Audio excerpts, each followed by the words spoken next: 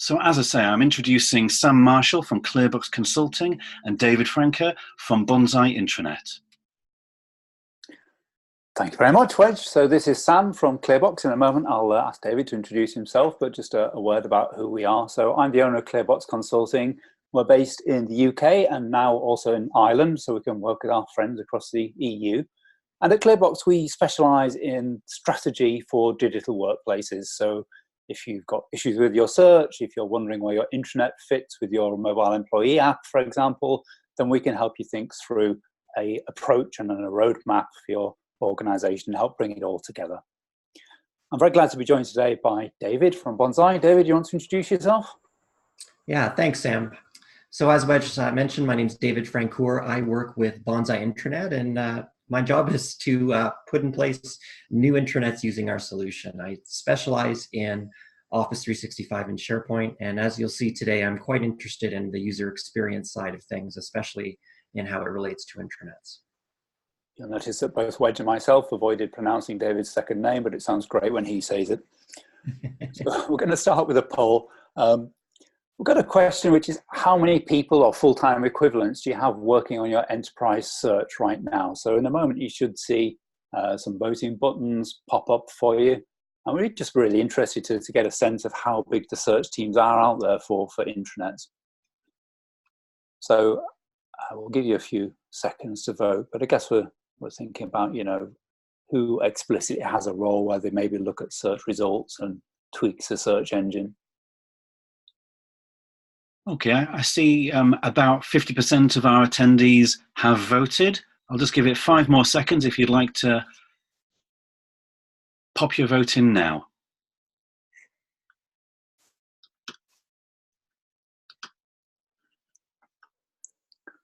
Okay, so here's the results up, David. I don't know what you think, but I was expecting a big hit for none, and not many people to have any resource allocated at all. But we do have some where we've got a quarter of a person's time or less. Yeah, I'm surprised actually at how many people we have. So I think that's probably increased over the past few years as more and more people see the value of this. Yeah, there's a number of surveys out there. I'm going to mention one, but the trend does seem to be to actually resource search more now, which is great. Okay, let's move on to talk about the agenda for this session. I can see, by the way, that some of you are trying to contact us through chat, so don't worry, Wedge will get round to you in the chat panel if you're having any issues. On the agenda today, we're going to start by talking about why search matters and why it's important for organizations, and have a bit of a discussion about why internet search is so challenging, given companies like Google seem to have solved all the problems several years ago. Then I'll be presenting about a diagnostic tool for search issues and working through an example of how to diagnose content-based searches. And about halfway through, I'll hand over to David, who will take us through some examples of how to improve the user experience of search. We'll have then about 10 minutes at the end for Q&A. So at any point, please do pop those questions into the Q&A panel. So why does search matter? Well, I guess to me, when I do a lot of focus groups and we do surveys with employees, search comes up all the time. Even if you don't ask about search, normally within about 30 seconds, people will tell you how terrible their internet search is. And these 3 quotes are slightly anonymized, but they are real quotes that we got from some of these research sessions that we've done with our clients. So one person said, if you search for a document, you'll get everything that's ever been written. Finding a recent one is really difficult. So it's not that it doesn't retrieve anything, it's that it retrieves too much. Top right, someone said, it's difficult to find the same information twice, even though I know it's there. And that conversation went on to say, so what I do is I download anything useful that I find and keep it on my local drive. And probably my favorite is the bottom one. Whenever somebody tells me the answer is on the internet, my heart sinks. I know I will never find it. So of course, we shouldn't forget that although we tend to use the phrase search, actually a lot of what we're talking about is findability, because it's a combination of maybe using a search engine, but also browsing and scanning and locking in on answers. There's an organization called Intranet. If you don't know them, I highly recommend them. They're based in the Nordic countries. And Intranet do a benchmarking service, which is free to participate in if you want to. there's a whole heap of questions. I think this is about question 56. Ask how satisfied are your users with internal search? And as you can see, satisfaction isn't that great. So 10% very dissatisfied, only 23% saying they're satisfied. Most people somewhere slightly negative or slightly positive on that. So it's a funny thing, because when you talk to every user, they know it really matters, and yet somehow it hasn't had the same degree of attention as something like the homepage of an intranet, which I can imagine many of you will have been involved in very long and lengthy discussions about. But arguably, search is something that has a massive business impact. So, for one thing, if people are downloading documents because they don't trust they can find them again, they might be following procedures or standards or even price lists that are out of date, and that's a risk to your company. There are increased service costs. So often on an intranet, there are sections around employee services, and if people can't find an answer, they'll call your HR help desk or your IT help desk. And sometimes if those are outsourced, there's a real tangible cost of $25 or even $30 per call. Equally, some of the frustration for employees comes from feeling like, surely, I work in a big, capable organization. Surely somebody has produced what I'm looking for before. But if they can't find it, they may well spend hours or even days recreating content, and then imagine how demoralizing it is if a week later they actually come across what they were looking for. Less quantifiable, but I'm sure equally important, is decisions tend to be made based on the best information we have at the point of making that call. So really, if your search isn't bringing back the best data that you own, the decisions that you make are going to be suboptimal. And of course, some people really persevere and search for hours and hours if you think it's important. But a lot of time, people will probably only spend a minute or two looking for an answer. And if they can't find it, what do? They pick up the phone or they get onto a messaging system and they disrupt their colleagues. So there's a time cost not only for the individual doing the searching, but also to the disruption. And ultimately, it all leads to a loss of confidence in the platform. And again, my heart goes out to some intranet managers who might have very good curated content for things like the domain pages, but they still get a lot of grief from employees saying, look, the intranet's lousy because I can't find the things that I need. So it all sounds like intranets are way behind the web. And David, I guess you also get to hear this a lot of time from people when you say, what do you want? They say, I just want it to work like Google. Is that right? We interview clients at the beginning of each engagement, and I think this is probably the most common phrase we hear, is that search should just be like Google. Yeah, and it sounds like such a clear and simple specification, doesn't it? But it's enormously hard to deliver to. It is. There's a lot of stuff going on with Google that people don't necessarily appreciate. And then there's some additional challenges that you'll talk about here on intranets that Google just doesn't have to deal with at all. Yeah, so I think, one of the things we should recognize is that people creating content for Google to find will invest a lot of time and money on search engine optimization, whereas someone uploading an HR policy probably doesn't, even maybe think through the steps of how do I get someone to find this document in an effective way. And on the slide, I see you put system fragmentation, David. What's that one about? Well, there's a big question that we get is around integration, right? And we know that on intranets, people are often dealing with a number of different software applications to find information.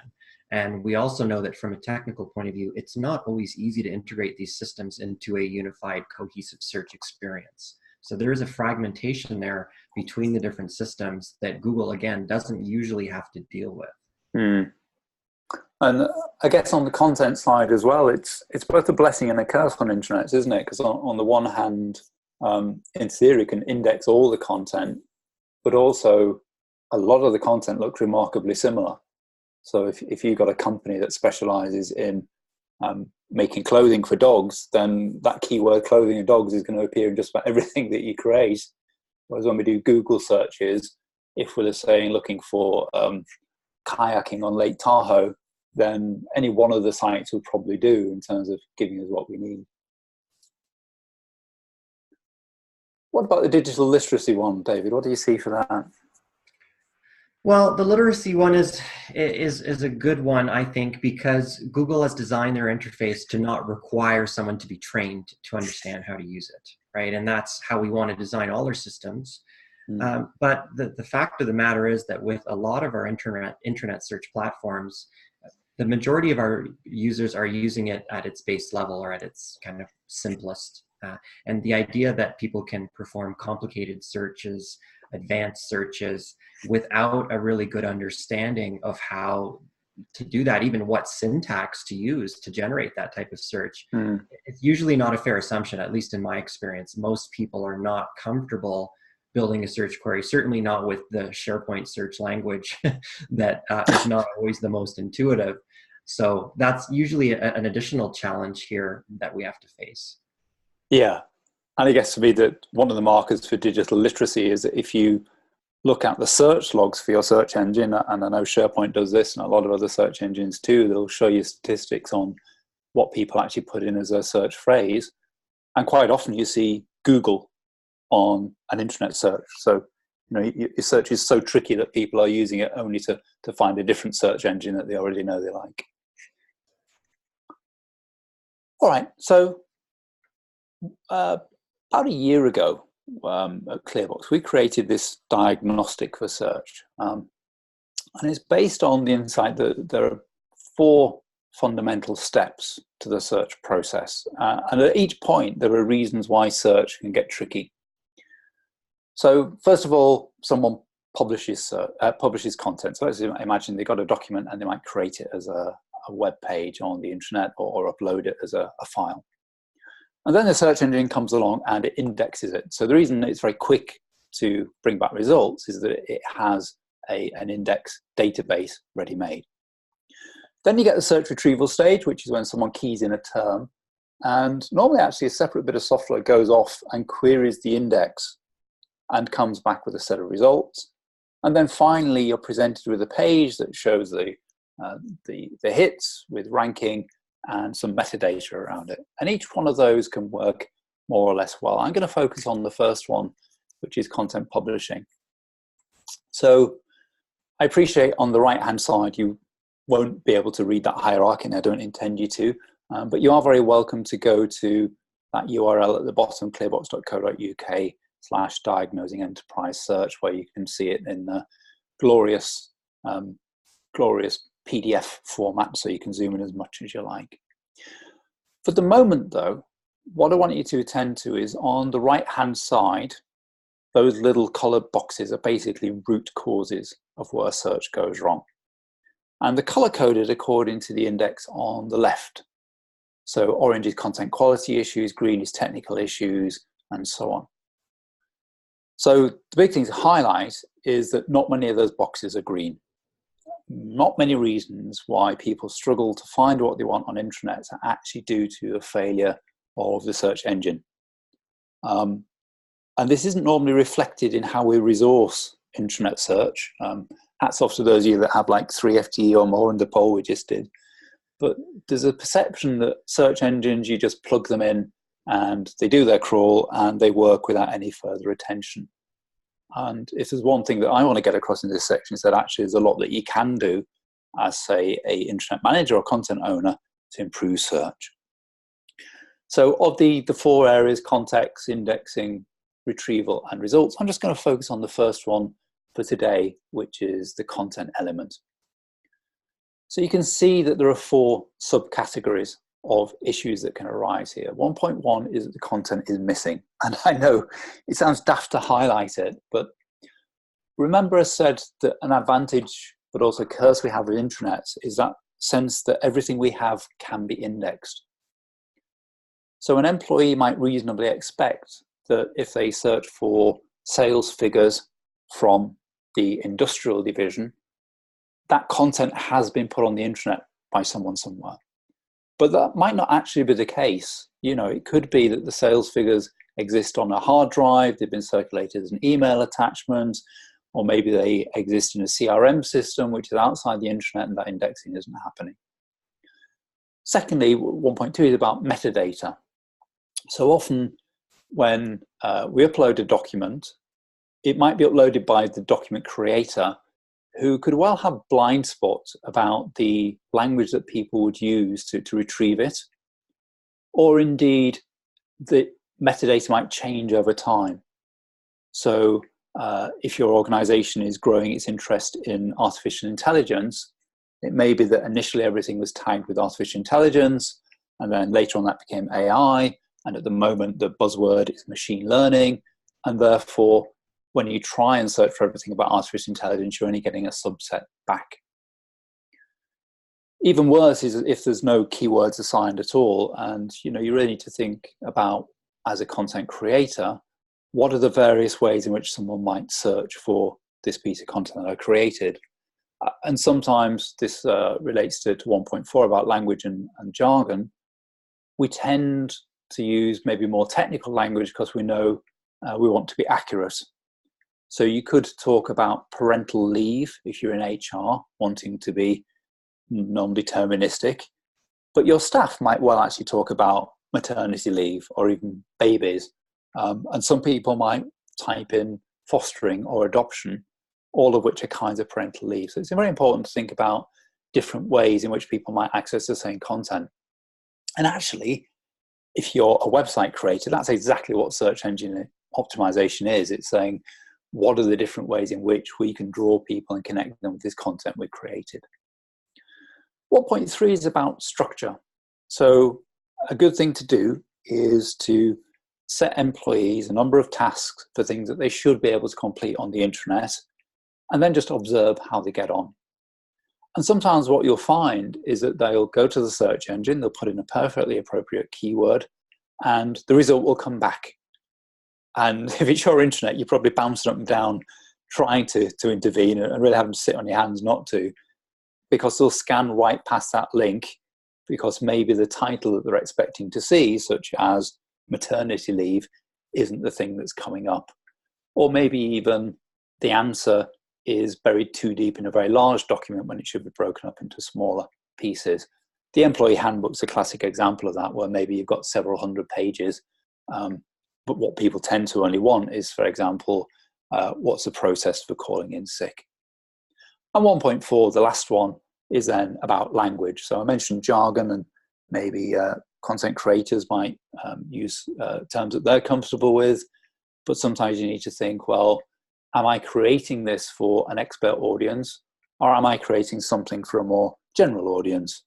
I'm going to pick on finance for a change because everybody picks on IT. Finance are often terrible, for example, at producing quarterly results and using something like EBITDA as a financial term that no normal person would know.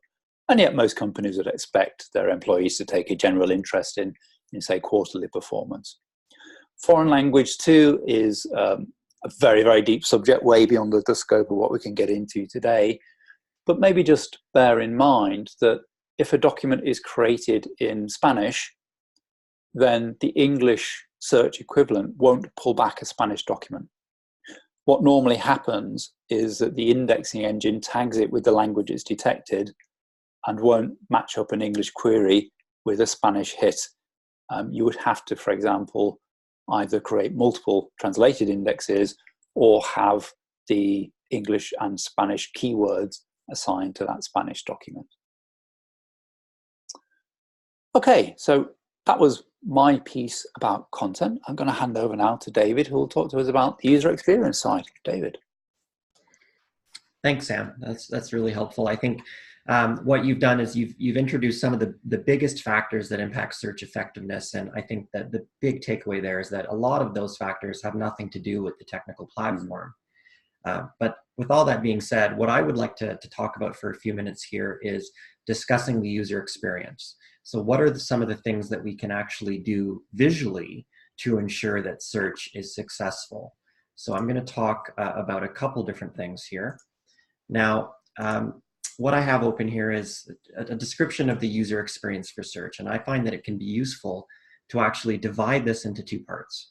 So this may seem obvious, but bear with me here. First, we have the question that's posed by the user, and we can call that the query. And then secondly, we have the answer that's actually returned by the system, which we know as the results. And together, these make up the two halves of the user's interaction with search.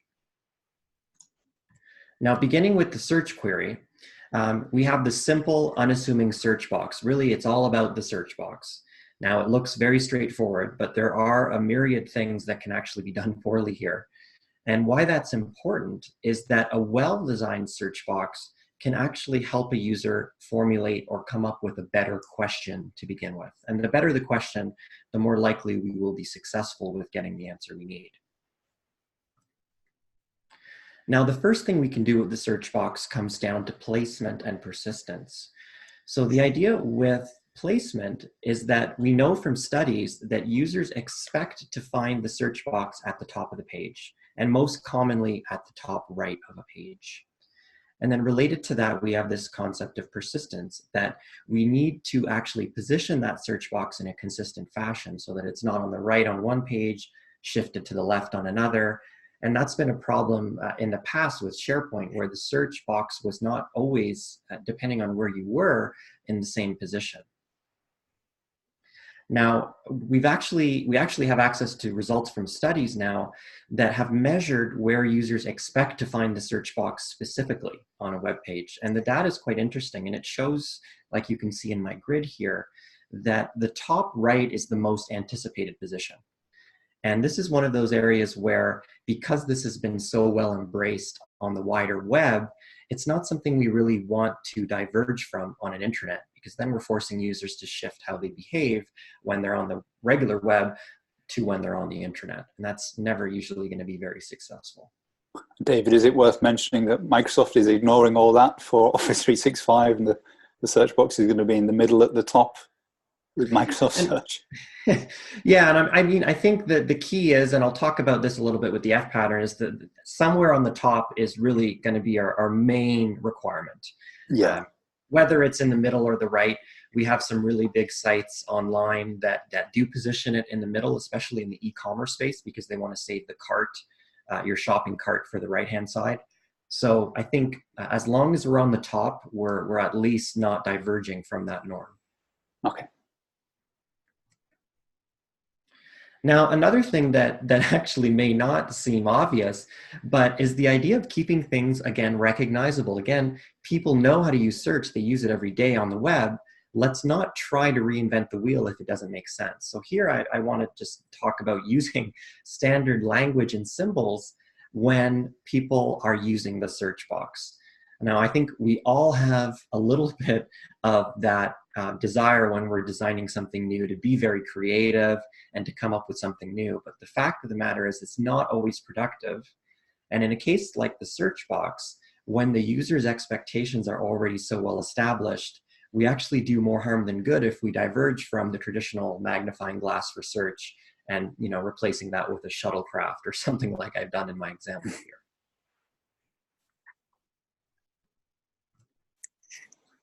Now, the next thing we can do with the search box is what I would describe as contextualized search, where we're actually informing users about what they are searching before they even begin.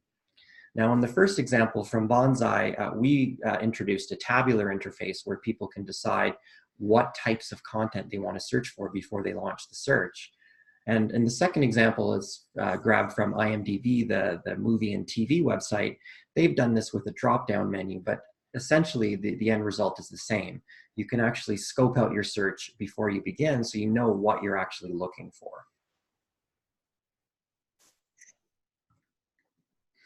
Now, finally, on this topic of the search box, we have the concept of predictions or suggestions, which a lot of us will now be familiar with. And these are designed to give a user immediate feedback about possible hits to their search. Now, in terms of best practices, one thing we want to do is make sure we keep this number low. In Bonzai, we tend to default to 5. You can change that if you want, but we certainly don't want to see 50 or 100 possible suggestions when we're getting predictions, because it's not really telling us that we're coming up with very good suggestions at the end of the day if we're getting the whole set of results. Now, another thing we can do that can be nice is allowing users to launch a result right from the search box without even accessing the results page that I'll talk about in a minute. Or perhaps even performing a related action like emailing or phoning a colleague if you're looking for someone else in the company. So these can be shortcuts that can help a user get to the information more quickly. All right, so now moving on to the second half of the equation is what I would call the results page. And here the conversation, I would argue, is more about how can we help a user find the correct answer to their question, and ideally quickly. We all know that time is of the essence, and that if people don't find things quickly, they're just going to actually abandon the search altogether. So speed here is going to be key. Now, a brief aside about how people consume web content is actually quite useful here. We actually have known for some time that people do not read web content the same way that they read printed materials. People tend to scan web content. And eye tracking studies demonstrate that our eyes tend to follow the rough outline of the letter F.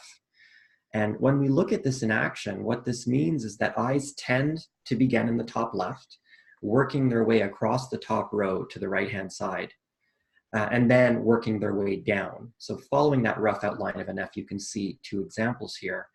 So this is why, again, back to your question, Sam, earlier, it's really key that we have the search at the very least on that top section, because that's the first area that people are going to look at. Now, moving back to results here, again, we're looking at the answer to our question. The first thing I would highlight, and I'll come back to it a few times, is context. We need to give people a lot of context around the results so that they know which answer is going to be useful and which one won't be. So the first thing we can do is give people a lot of visual information, or I like to call them visual cues, to help identify results quickly. So we have some examples here. In Bonzai, for example, we will use icons to identify, what type of document something may be. Is it a PDF? Is it a Word document? Is it an Excel spreadsheet? We also use category labels. So is something a manual or a policy or a case study? And then finally, we also have a summary line here where we quickly describe in one line what the document or what that piece of content is actually about. And combined, these all become, a number of different things that people can scan at a glance, and they give people a very good sense of what something is before they actually decide to proceed. One of the things I noticed there, David, as well, is that you've got a very strong left edge to the alignment. And just that little bit of consistency, it helps people move quickly down the page when they're scanning. Sometimes with search engines, they're so keen to give you all the metadata, you get a very raggedy edge, and also poorer contrast between, say, the title and the metadata. So all these little things, they add up to make it quicker to look through a whole list of results. Yeah, absolutely. These things that seem like such tiny little things can actually have a big impact. Now, refiners and filters, I think that almost everyone will now be quite familiar with this concept, and you probably already use them on websites every day. But beyond the obvious, it needs to be intuitive for users to not only add or remove filters, but also combine filters. Because in doing so, we can actually create powerful search queries without requiring a user to have technical expertise. We don't want people to have a degree in search to be able to come up with a complicated search query. And that's not always done very well. Not to mention, the refiners can help those users who don't necessarily have a keyword in mind. They're actually going to try to browse through some information before they find the information that they're looking for. And the last thing I would highlight on the value of the filters is that we can also apply those filters in most cases after we have run or after we have executed our initial search. So you can imagine you've run a search with a keyword. Let's go with Sam's kayak example, and I've gotten 2,000 results. I can then apply refiners to get that down to a more manageable number to find the vendor of the kayak that I'm really looking for. Now, again, with the idea of context, one thing that can be very useful is giving users a preview of the content before they actually open it. This gives those users a greater sense of confidence before they proceed. And this is important because the last thing we want is for our users to be clicking on things, leaving the page, realizing they're in the wrong place, and having to come back. That's incredibly frustrating to users. And if there's anything we can do to avoid that, like giving them a preview here, that is going to be time well worth the effort. So I think the preview, or even an image that's associated with the content, can be really useful in kind of increasing that confidence level. David, a bit out of the blue, but any thoughts on density of information versus previews? Because some previews can take up an awful lot of the space on the page, meaning you can't see many results at a time. Any guidelines about when to keep it textual versus visual? Yeah, it's a really good question. I think one challenge I know I've faced with the previews and in SharePoint specifically is sometimes you're not even intending to hover over one thing. You're trying to go somewhere else, and you're getting this hover that's interfering with your experience. So, we certainly don't want that preview to create that scenario. And the other issue compounding that is different screen resolutions, right? We have, on some screens, maybe the preview is actually very useful, and then you get down to a smaller screen and you find that the preview is not really adapting and is taking up your whole monitor. So for us right now, one thing we do is we can just turn off the preview. If you find that it's causing more harm than good, it's nice to be able to at least turn it off so that people don't have to deal with that if it's causing issues. And I guess you can be a bit smart with the result block. So if someone's searching for images, and of course it makes sense to show a thumbnail, but if they're searching for maybe spreadsheets, you're never really going to have a good preview of a spreadsheet. Yeah, you're right. There's definitely different value in presenting that preview depending on the type of content. Absolutely. Yeah.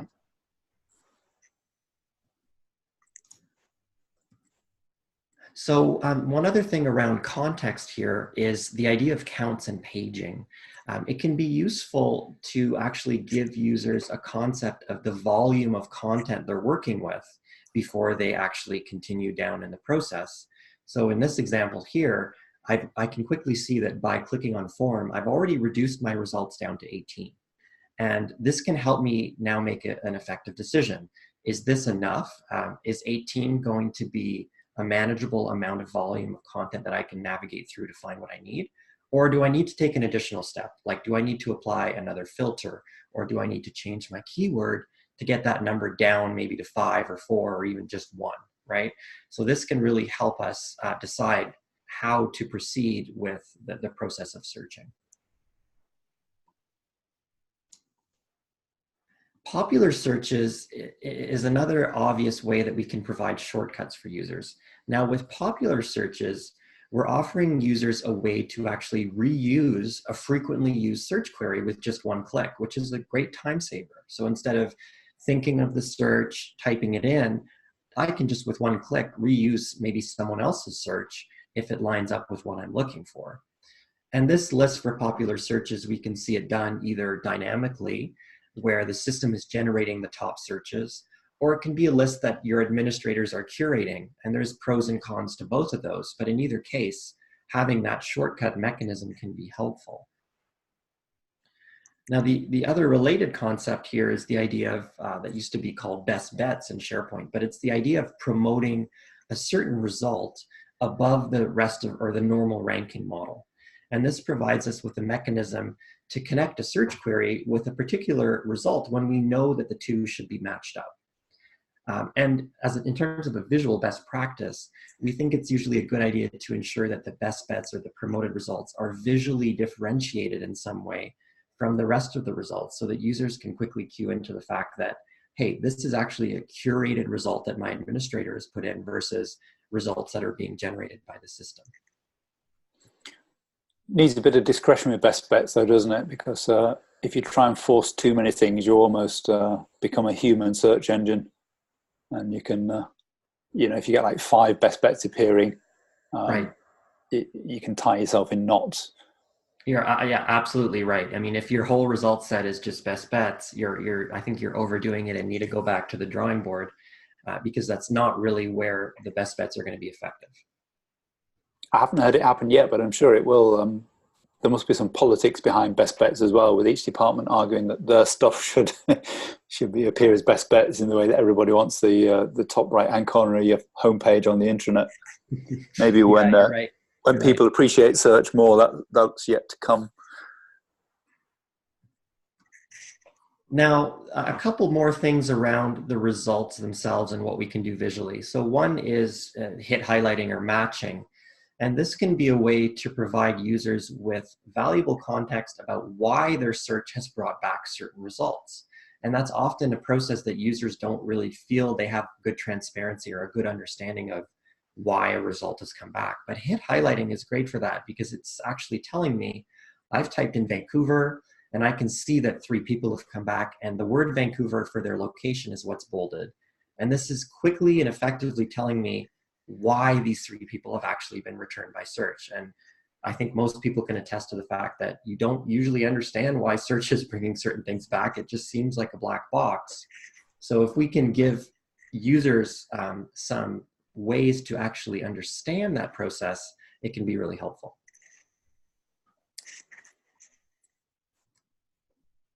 Now, personalization is one of the last things I'll touch on here. And while this can mean a whole lot of things, especially with the advent of AI and giving everyone their personalized, tailored search experience, here I'm really just talking about giving users some flexibility in how they view their results. One simple example that I show here is letting users sift through a directory either in a list view or a grid view, whatever their preference is. I mean, at the end of the day, we're all different, and we all have different preferences in how we navigate for things. So allowing some level of flexibility into the system and in how people are navigating through search can be a good thing, as long as we don't go too crazy and offer, hundreds of different versions of search. And the last thing I'll touch on here is feedback. As search administrators or search professionals, anyone that answered previously that you have search people in-house, there can be a really high value to getting immediate feedback from people about problems or challenges that they're facing with search. And so if we can give people an easy mechanism, an accessible venue for users to share their concerns, we're not only signaling to our users that we value their opinion and that we care that they have a good experience with search, but we're also gaining the opportunity to address the root cause. And back to what Sam highlighted earlier, I think the chances are that the problem lies probably not with the system, but with the human element, either a training issue or a content problem. But regardless, the mechanism can help us to avoid a user losing confidence in the platform if we're able to address it. So here I have just a prototype of what that could look like. For example, if you're typing in a search and you don't get any results, and for a fact that you should be getting results, maybe a quick access to a form pop-up that would allow you to share that with a search administrator would be handy. Or similarly, maybe you ran a search, but none of the results made any sense to you, right? So maybe having the ability in there, right in that search experience, to provide feedback can be a good way to capture more of that information more quickly. And David, just while we're on this point, one of the questions that came in through the Q&A was about reporting results. So to give an example from Craig's list of where you might actually flag content as inappropriate or unsuitable. Do you ever see that done through a feedback form? Yeah, you're right, but that is something that you do see on the web in certain areas. I have not seen that too much in the intranet, but I mean, it's just a slight tweak to change that model to, instead of something's inappropriate, maybe something is incorrect, right? And we all know that that's a problem on intranets, where we stumble across content that's out of date, or we see a duplicate. So it's just a very small shift to that concept, and we can get a lot of use out of it on an intranet. I mean, the one that I do see is when you actually click through and go to, say, an intranet page, then you can rate or comment on it. So that might be where you say, it looks like this policy is out of date. But it would also be good in the feedback to say, I searched for maternity leave and I seem to get 3 conflicting results back, because that would be something that the search engine has revealed rather than something intrinsic to any particular piece of content. Right. And I guess a fun thing to do is always to go to your intranet search and type in confidential and see if anything comes back as a test of your security settings. It'd be quite good to be able to report that too through the search results page. So I think just to give a quick summary slide here of the key takeaways, I think, with the user experience and in terms of themes. I think that the big thing you probably heard me say 100 times is that it's important to provide meaningful context to our users, both in the search box as well as with the results, with a variety of visual cues. So quick ways that people can look at something and understand what it is. And related to that, and back to the F pattern and how people consume content, we need to make sure things are scannable, right? If we are expecting or assuming users are gonna take their time and read something from beginning to end, we're unlikely to get that result from our users. So we need to make sure that we anticipate that and keep things brief. Another thing I touched on was there's no value in meddling with norms that users are very familiar with, or that things are already so well ingrained, like the search box and keeping that magnifying glass icon. Going away from that is actually going to cause us problems. And integrating some flexibility in how users find information is a good thing. Again, this can be overdone, but it's nice if we can give users a few different options for navigating through content. And finally, if we can provide shortcuts to information when we know and we have the evidence to know that something, when someone is looking for this, they are actually trying to find this, providing shortcuts to that information via popular searches or other mechanisms can be really useful and can, amount to a great time saver in the long run. So those are the key takeaways I would highlight, and I'll toss it back to you, Sam. Excellent. Thank you, David. I think what really strikes me about all those examples is that there is no kind of magic bullet for this. It's really thinking about every step of the way. What are the refinements you can make to improve the overall experience? And I'm sure that's what Google does as well, is that they're constantly trying out different algorithms, different ways of presenting results and gathering data about what works. So we're into the Q&A session. Please do, if you've got any questions about any of that, put them into the Q&A panel. While you're having a think, let me just tell you about an offer we got. So one of the things that ClearBox does is an annual review of products that sit on top of SharePoint or Office 365 and give you much richer functionality for intranet performance. ClearBox, we don't sell any of these products ourselves, so that puts us in a unique position to be like an independent evaluator. We have a report that's about 640 pages, reviewing 39 intranet products in depth, and then another 20 or so as shorter listings. So if you are thinking of upgrading your SharePoint intranet, you can get 10% off with this code, Bonzai Webinar, by going to clearbox.co.uk. And we'd find from the feedback we get that people save days and sometimes weeks or even months of effort when it comes to shortlisting the right product for them. So if you have any questions, please do put them in now. One of the ones that I saw go by was about the relationship between what we discussed as intranet search versus enterprise search, with the example of indexing things like teams or records within the CRM. David, thoughts on the kind of wider scope of search? Yeah, that I think is becoming more and more prominent, and Microsoft, for one, has been doing, I think, some good work on that front, integrating the search experience for things like not only Teams, but also things like OneDrive, right? If I want to search, I'd like to search in one place and have it scour not only SharePoint, anywhere I have access on SharePoint, including documents that are stored in Teams, which are actually stored in SharePoint or OneDrive, right? So I think a lot of these things can be done. And in terms of what metadata is required, I think we do certainly need a base level of metadata. I don't know what your opinion on that is, Sam. I've certainly seen the metadata piece overdone at a number of organizations. And because we need users, and someone else raised this, we need our users to help us with the tagging. It's not going to be one person's full-time job to apply metadata to content. We need to make sure we don't go overboard, right? Because then we really discourage users from using the system if it's going to take them, several minutes every time they upload a document. Yeah, I'm a really big advocate of saying, look, if you're talking about a digital workplace, and an essential bit of glue is something that indexes outside of the intranet or even the whole of Office 365, because we can't really expect our employees to necessarily understand where one system starts and stops. And in the question example of a customer record is a great one. If I am working for Toyota and I type Toyota into the intranet, it would be great to see records from the CRM come back. In the Microsoft world, we're seeing some of that. So launching this quarter, if not already live for some clients, is replacing SharePoint search with Microsoft search.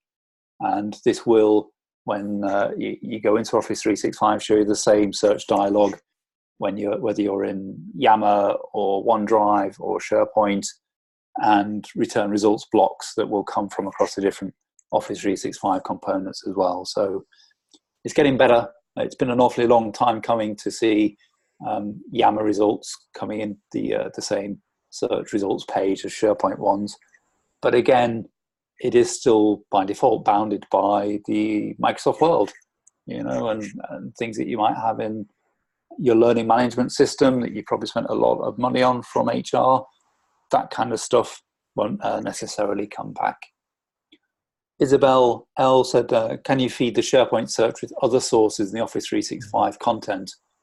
I'm no expert, Isabel, but in principle, yes, you can. So behind it all, the search engine is able to index other sources. But in practice, what I hear is that it doesn't necessarily do a great job of that, because it's much more tuned towards Office type content, Word and PowerPoint files, rather than other kinds of content you might get. So you might be better off looking at something like Elastic as a more generic search, or talking to one of the search specialists like BA Insight for things like that. David, anything you want to add on that one? Yeah, I think there are some out-of-the-box ways that SharePoint search can integrate. We usually call this federated search or something like that. Yeah. Where we're pulling in either an index from a third-party system and using their index, or we are building an index on the inside of our system to reflect content that lives elsewhere. So, like you said, in principle, some of these things are possible either through certain protocols that are supported, which is online with SharePoint is actually not a whole lot. There are third-party connectors that some of these tools will offer. So, if your learning management solution has a SharePoint connector, that may be the way to go to actually bring that content over and search. But to your point about experience, it's not always necessarily a good experience, right? I mean, we've seen cases where we've seen people successfully pull in other content, but even something as simple as the delay, right? Typing in a search query and waiting 5 or 10 seconds for that query to actually hit that third-party system and come back is not necessarily an acceptable user experience, right? So we want to be careful and cognizant of the user experience. I know I keep coming back to this, but just because it's possible technically, we need to make sure we look at the bigger picture as well. Yeah, I suppose that there is the compromise of saying, here's what I found on the intranet. If you didn't find what you're looking for, shall we federate it out and run the query again against other sources? Yeah, or breaking it out, right? I mean, that's one thing we sometimes do is we make it clear that you can first run your search against intranet content and have the expected experience. But if you didn't find what you need, like you say, maybe there's another tab or a different way to perform a search on a broader set of content where you can alter your expectations a little bit around something like the delay. Yeah, makes sense. We have a question from Susie Robinson. Hi, Susie. So any advice for encouraging content owners to include good keywords, reviews, etc., when perhaps they're a little reluctant and just can't understand the value? I see Sean's replied. I haven't read it yet, but thank you, Sean. My take on this is to actually sit with the content owners and get them to put themselves in the shoes of the target audience for the content and run some queries against it. You could also take along some of the analytics and show them what actual keywords people are using relative to maybe the titles and the repeated words that they've used on the page. Some companies have even created like a scorecard. So maybe once every quarter you sit with the content owner and review it for usability and content, but also search performance. And just that little bit of feedback sometimes can motivate them to do more and get into that mindset of saying, my job doesn't end when I've uploaded content to the intranet. It ends when I've made it easy for people to connect with that content when they need it. David, what are your thoughts on that? Yeah, I was considering the same question, and it's a fantastic question. I think all the things you and Sean highlighted are good methods. Another thing that I would highlight is kind of more of a self-regulating mechanism is I think one of the problems with this process in a lot of environments is people see the metadata only when they're entering the content and they never see it again. And to them, the value of that is rather opaque, right? They don't really understand or see the value in putting metadata on because it's never surfaced to them. They never really experience the value of applying that metadata. And so I think one thing that can be useful, you probably saw it in some of the screenshots, is bring that content up, bubble it up to the surface as much as you can, right? So that has a way of self-regulating people when they do a search on one of their documents and they see that the summary is completely invalid because they haven't filled that metadata column out. That is a great way for them to look at it and themselves realize the value of applying the correct metadata. So I think it's a really important thing to not only request the metadata, but continually surface it visually to people so that they can actually see the value of putting it in themselves. Yeah. And Sean also emphasizes the importance of spring cleaning, which is absolutely right. I mean, sometimes the best thing to do is just delete redundant content. I can't remember who deserves the credit, but one organization had the phrase deleting donut days. So all the content owners get together with a big pile of donuts and you all sit there in parallel, sympathizing with each other and going through your content and having a bit of a clean out. Let's just do one last question. Thomas, thank you for asking about Google. I have no idea. I'm going to skip that one. James Mullen, James, a regular on these webinars. Thanks for joining again, James. Asking about personalization. Would you ever show search results that can't be accessed by the user? So documents that are locked down. So yes, of course, in Office 365, you got results trimming, which wouldn't show you results that you don't have access to. But James is saying, well, maybe there's a scenario where you want to know it exists, so you can request access because you believe you should have it. You ever come across that one, David? It's not one I've ever heard anyone request on an intranet. I understand the question. It's an interesting notion. I think typically we want to avoid the experience of the access denied screen, right? And yeah, I think that's usually the overriding factor is that, you know, we've all encountered that. You clicked on something, you get on access denied, and you scratch your head and wonder, well, there must be something really juicy here because I'm not allowed to see it, right? So I think for the most part, I usually tend towards that direction. You could certainly change that behavior and let people see things, and there's some technical ways to do that, but I think for the most part, it's not something I've seen. Yeah, the scenario I have seen, though, is around having descriptions of team sites in the SharePoint world, where the dilemma is that you don't know team site exists because you're not a member of it, so how are you meant to ask? So some organizations would create a database entry when you set up the team site with a short description of it and who you should contact if you want access to it.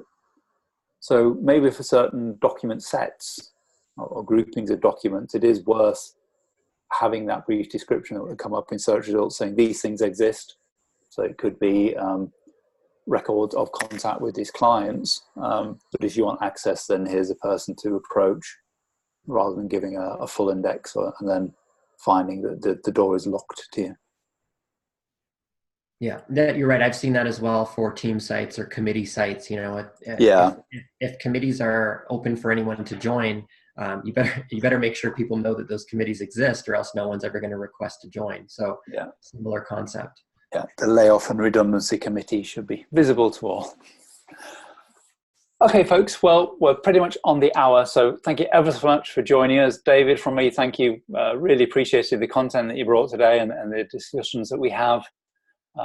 everybody will get a copy of the webinar recording mailed to them shortly, and follow-up emails from both ClearBox and Bonzai. Any questions at all, we'd both love to hear from you. Here's our contact details for Twitter and by email. Otherwise, happy searching, everybody. Thanks again for joining. Have a good day.